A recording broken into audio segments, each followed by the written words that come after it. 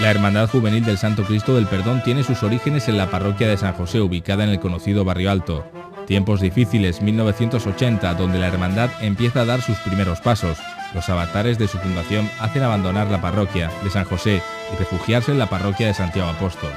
Y el esfuerzo y dedicación se fue haciendo realidad en 1982 con el primer Vía Crucis penitencial de silencio.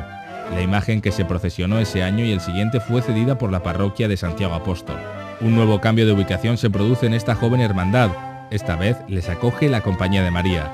La hermandad en 1984 se plantea la necesidad de procesionar una imagen que represente y exprese el nombre de la hermandad, Perdón. La junta directiva decide ponerse en contacto con don Francisco Palma Burgos, el cual acepta la realización del Cristo del Perdón. La primera salida que se realiza con esta imagen fue desde el Instituto Politécnico a la Milla, llevado por 5 costaleros descalzos, divididos en 2 escuadras. En años sucesivos la salida la realizará desde la iglesia de la Compañía de María, con un gran número de hermanos. Otro cambio a destacar que realiza la hermandad es su salida en 1989, donde el Cristo del Perdón saldría procesionado en unas andas fúnebres, solo rodeado con 4 cebeteros de forja.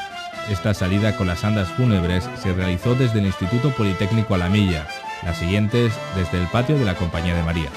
Dentro de la historia de esta joven hermandad, destacar la salida en 1992 desde la iglesia parroquial de San Ildefonso, de donde sale actualmente todos los martes santos. El último gran cambio se produce el día 23 de septiembre de 2003, donde en reunión celebrada en la parroquia de San Ildefonso se acuerda el cambio de sede canónica de dicha hermandad, la cual se ubica en la capilla del Colegio de la Compañía de María y pasa a la parroquia de San Ildefonso.